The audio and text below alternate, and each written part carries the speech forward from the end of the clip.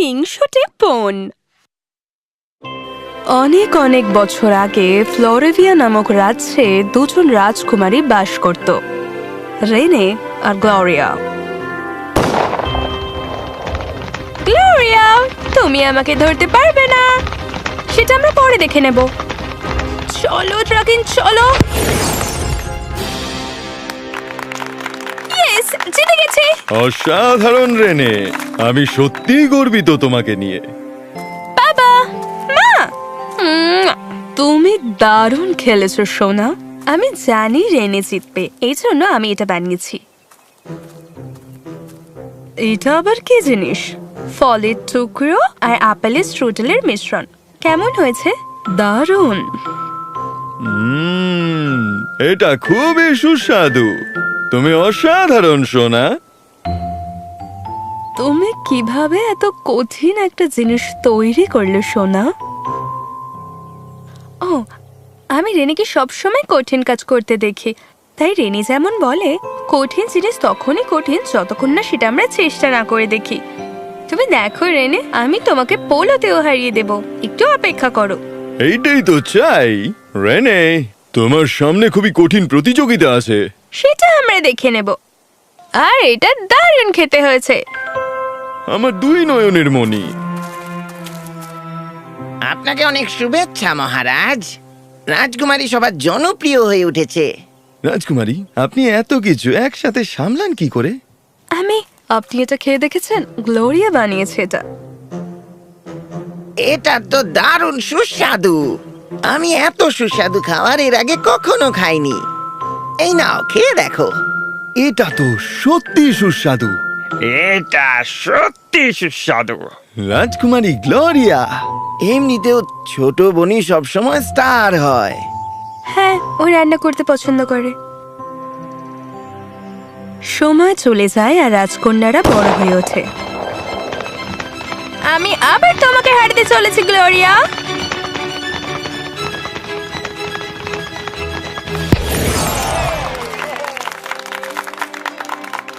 অসাধারণ গ্লোরিয়া, খুবই সুন্দর ছিল ওটা। রেনে যেটা করে আমি সেটাই করি, মনোযোগ আর মনোনিবেশ করি। রেনে সোনা, আজ তোমার মনোযোগ কোথায় ছিল? আমি আমি তুমি নিজের কাজটা বাদ দিয়ে গ্লোরিয়ার দিকে বেশি নজর রেখেছিলে, কিন্তু ওটা হাড্ডাহাড্ডি ছিল। এবার চলো মেয়েরা, আমাদের আজ রাতে একটা উৎসব আছে। আমি চাই আমার সোনারা ওখানে নিজেদের রূপেই উজ্জ্বল হয়ে থাকুক। রাজকুমারী, গ্লোরিয়া কেন আমাকে কপি করে আর আমার থেকে ভালো করে? কিভাবে? এত উদাস হবেন না, আমি আপনাকে এই অবস্থায় দেখতে পারি না। এই পোশাকটা কেমন? আর যাই হোক, রাজকুমার মাদক আসছে। আমি জানি, এমনকি আমি নিজেই সব সাজসজ্জার দেখাশোনা করব।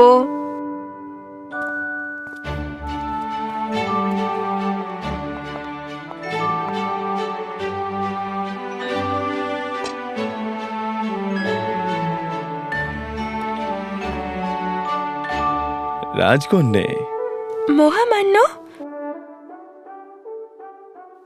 আপনার এই পোশাকটা সত্যি খুব সুন্দর দেখতে। আমি নিজে সব দেখাশোনা করেছি। কি সুন্দর ফুল! এগুলো আপনি লাগিয়েছেন? না, আমার একটু ফুল চাষ করার শখ আছে, দেখতেই পাচ্ছেন। এরা 5 বছর অন্তর ফোটে 3 দিনের জন্যে। আজ তাদের শেষ দিন, কাল সকালে আবার চলে যাবে, তাই আমি ভাবলাম কেন তাদের এখানে আনা হবে না। কি অদ্ভুত শখ আপনার! আমি নিজেও গাছপালা খুব পছন্দ করি। অনুমতি দেবেন? অবশ্যই।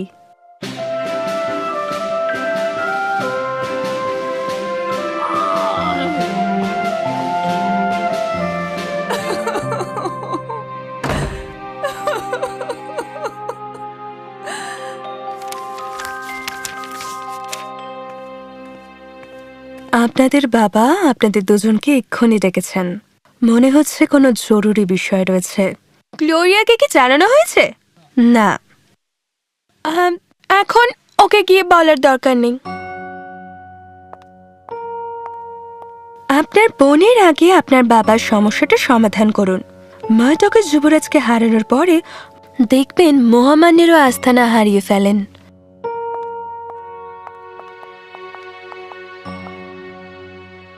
বাবা, কি হয়েছে?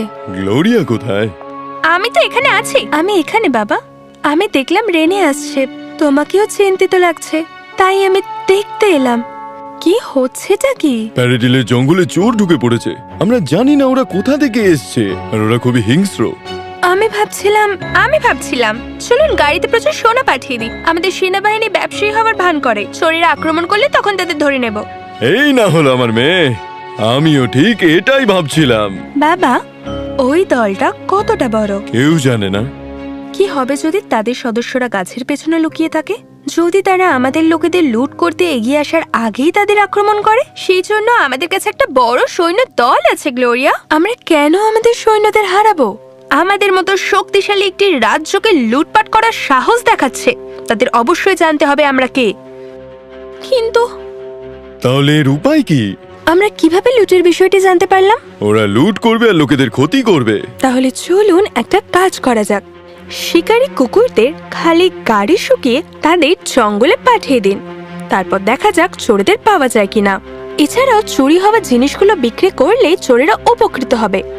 আসুন আমরা আমাদের পুলিশের দলগুলিকে বনের উপকণ্ঠে বেসামরিক পোশাকে রাখি। জঙ্গল থেকে কারা বেরোচ্ছে তাদের ওপরও নিবিড়ভাবে নজর রাখি। তার জন্য অনেক সময় লাগবে, কিন্তু এটা খুবই ভালো উপায়। যতক্ষণ আমরা খুঁজে পাচ্ছি, আমরা কাউকে ওই জঙ্গল থেকে বেরোতে দেব না। একদম ঠিক ভেবেছো গ্লোরিয়া, তোমাকে নিয়ে গর্ব হয়। এতে কাজ না হলে আমাদের সৈনিক পাঠানো ছাড়া আর উপায় থাকবে না। এক সপ্তাহ এটা করে দেখি।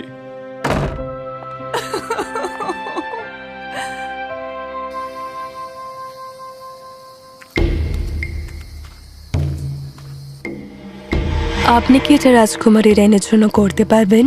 আপনি কেন এত চিন্তা করতে চাচ্ছেন? আপনি তো শুধু একজন সেবক। শুধু চাকর নয়, আমি তার মায়ের মতো। সে একটা ছোট্ট বাচ্চা ছিল কয়েক ঘন্টার, যখন রানী আমাকে নিযুক্ত করেছিলেন তার দেখাশোনার জন্য। আমি তাকে রানী হিসেবে বড় করেছি। এখন তার থেকে ছোট আপস্টার্ট বোন তার অধিকার তার থেকে কেড়ে নিতে পারে না। আপনি যা ভালো বোঝেন, যতদিন আমি আমার সোনা পাবো। কিন্তু রাজকীয় রক্তের জাদুতে রাজকীয় রক্ত জড়িত থাকা প্রয়োজন। ঠিক আছে, আমি রাজকুমারী রেনেকে এখানে নিয়ে আসব। যার ফলে ওর বুদ্ধিগুলো কাজ করবে না। আমি ওর সাথে এটা করতে পারি না, সত্যি। তোমার বুদ্ধিটা কাজে দিয়েছে। আমাদের কুকুরগুলো ওদেরকে খুঁজে পেয়েছে, আর আমাদের কোনো মানুষ মারা যায়নি। তোমার কাছে আমার আর রেনে থেকে ভালো বুদ্ধি ছিল। ধন্যবাদ বাবা। আমি নিশ্চিত যে রেনেও এটা করতে পারতো, কিন্তু ও শুধু এটাকে এইভাবে ভাবেনি বলে। আমার পৃষ্ঠপোষকতা করা বন্ধ করো গ্লোরিয়া। তুমি জিতেছো তাই উপভোগ করো। ওর আবার কি হলো? আমি যথেষ্ট নই। আমি আবার হেরে গেলাম আমার ছোট বোনের কাছে। আমি কোনো কাজ ঠিকভাবে করতে পারি না। আমি একজন পরাজিত। আমি তোমাকে এভাবে দেখতে পারবো না রাজকন্যা। দয়া করে দেখুন, আমি এমন একজনকে চিনি যে আপনাকে সাহায্য করতে পারে।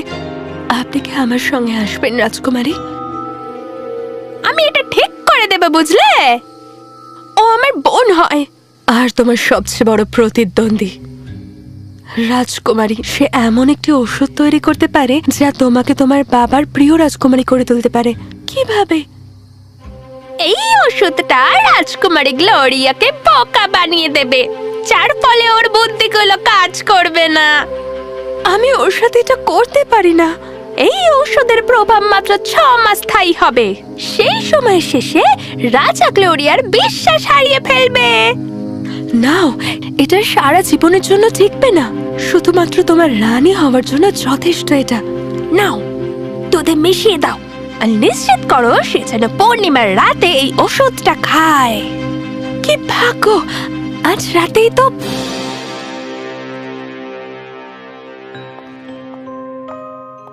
গ্লোরিয়া, তোমাকে ক্লান্ত দেখাচ্ছে।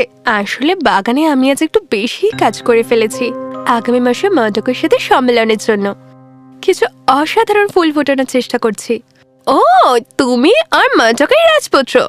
এইটা দেখো, এটা আমি তোমার জন্য বানিয়েছি। একটা এনার্জি ড্রিঙ্ক। ধন্যবাদ।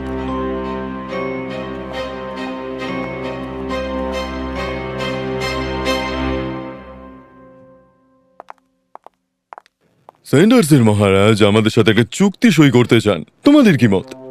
বাবা, যুদ্ধের থেকে চুক্তিই ভালো, কিন্তু আমরা তাদের বিশ্বাস করতে পারি না। তাই আমরা যদি চুক্তি স্বাক্ষর করি তবু আমাদের যুদ্ধের জন্য প্রস্তুত থাকতে হবে। ঠিক বলেছ। গ্লোরিয়া, তোমার কি মত? কোনো চুক্তি নেই, কোনো যুদ্ধ নেই, শুধু ভোজ আর নাচ। কি? ভালো খাবার সব খারাপ জিনিস দূর করে।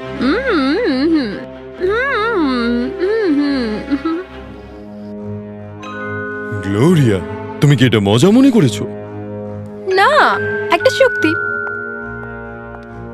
ওর আবার কি হলো?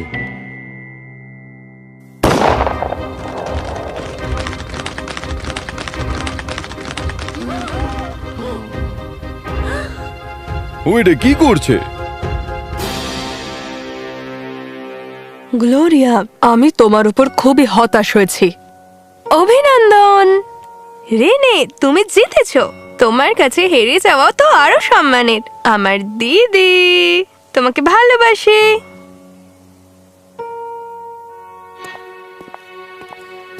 রেনে, শোনা, তুমি ঠিক আছো তো? বাবা, আমি অনেকবার গ্লোরিয়ার কাছে হেরেছি। ও পোলো জিতেছে, ওর বুদ্ধিও আমার থেকে ভালো। তুমি নিশ্চয়ই আমার উপর হতাশ হয়েছো। মন খারাপ? আর তোমার? শোনা, কিছু সময়ের ব্যবধানে বা কিছু দূরত্বের ব্যবধানে হেরে যাওয়াটাকে কিন্তু হেরো বলে না। এমনকি আমি এটা নিয়ে গর্বিত যে তুমি এত সুন্দরভাবে মন দিয়ে তুমি তোমার বোনকে তোমার জিনিস শিখিয়েছো। একজন রাজা বা রানীকে সবসময় যে সবকিছু জানতে বা বুঝতে হবে এমন কোনো মানে নেই। তাদের শুধু জানতে হবে সঠিক লোকেদের বিশ্বাস করা। আমরা কখনোই তোমার উপর হতাশ হতে পারি না।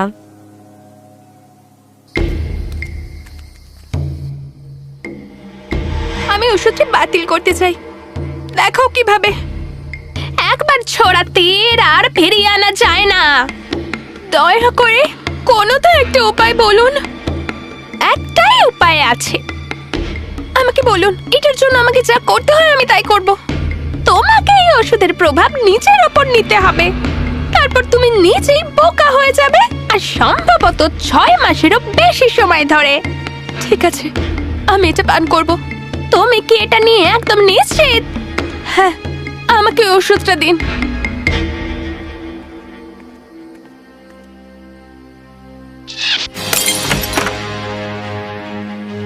তুমি কি এখান থেকে কিছু খেয়েছো? বলো তুমি খাওনি। গ্লোরিয়া, তোমাকে এইসব কিছু করতে হবে না। তুমি আমাকে যে ওষুধটা দিয়েছো সেটা আমি খাইনি। কি? আমি খাইনি? আমি জানতাম তুমি বিরক্ত ছিলে যখন আমি পোলো জিতেছিলাম, যখন আমি প্রিন্স মার্টকের সাথে নেচেছিলাম, এমনকি যখন বাবা তোমার ধারণার চেয়ে আমার ধারণাকে প্রাধান্য দিয়েছিল। সেই রাতে আমি উর্সুলাকে প্রাসাদ থেকে লুকিয়ে বেরিয়ে আসতে দেখেছিলাম, আর তাই আমি তাকে অনুসরণ করি। আমি দেখি তোমার হাত কাঁপছিল যখন তুমি আমাকে পানীয়টি দাও। আমি বুঝতে পেরেছিলাম কিছু একটা ভুল হচ্ছে, তাই আমি ওষুধটি খাইনি, কিন্তু খাওয়ার অভিনয় করেছি। তুমি কেন কাউকে কিছু বলনি? কারণ আমি নিশ্চিত ছিলাম যে তুমি যা করছো তা কেবল রাগের বশেই। আমি জানি আমার দিদি আমার কষ্ট সহ্য করতে পারবে না, আর তুমি আমাকে সঠিক প্রমাণ করেছো। ও গ্লোরিয়া, আমি খুব দুঃখিত। আমি এতটাই মরিয়া হয়ে গিয়েছিলাম যে আমার যথাসাধ্য চেষ্টা করার পরিবর্তে আমি তোমাকে পরাজিত করার উপর মনোযোগ দিয়েছিলাম। ভুলে যাও, আমি তোমাকে ভালোবাসি। আমিও তোমাকে ভালোবাসি। আমি খুবই দুঃখিত। ঈর্ষা হলো সবচেয়ে খারাপ অনুভূতি যা সবাই অনুভব করতে পারে। এটা সবকিছু নষ্ট করে দেয়। আমি খুব খুব দুঃখিত। সেই দিন থেকে রেনে বুঝতে পেরেছিল যে সে যখন তার বোনের সাথে অপ্রয়োজনীয়ভাবে প্রতিযোগিতা করার পরিবর্তে নিজের ক্ষমতার উপর মনোযোগ দিত তখন সে সেরা ছিল। বোনেরা ব্যক্তিগতভাবে ভালো ছিল, কিন্তু একসাথে তারা নিখুঁত ছিল। ঈর্ষা একটি স্বাভাবিক মানবিক আবেগ। আমরা সকলেই মাঝে মাঝে এটা অনুভব করি এবং তা ঠিক হয়ে যায়, কিন্তু সব থেকে গুরুত্বপূর্ণ হলো এটা আমরা কিভাবে প্রক্রিয়া করি। আমরা কি এটিকে তিক্ততায় পরিণত হতে দিই, নাকি এটি আমাদের নিজেদের সম্পর্কে কিছু শেখায়? আমরা সকলে কিছু না কিছুতে ভালো, আর যখন অন্য কেউ এমনভাবে আলোকিত হয় যা আমরা করি না, তার অর্থ এটা নয় যে আমরা ব্যর্থ হয়েছি। এর অর্থ কেবল তারা তাদের প্রতিভা খুঁজে পেয়েছে এবং আমাদের জন্য তাদের খুশি হওয়া উচিত। প্রতিযোগিতা একটি ভালো জিনিস, কিন্তু শুধুমাত্র যখন এটি আমাদের বেড়ে উঠতে অনুপ্রাণিত করে, যখন এটি আমাদের নিজেদের মূল্য ভুলে যেতে বাধ্য করে না। কারণ শেষ পর্যন্ত জীবন একে অপরকে ছাড়িয়ে যাওয়ার বিষয় নয়, এটি একসাথে বেড়ে ওঠার বিষয়।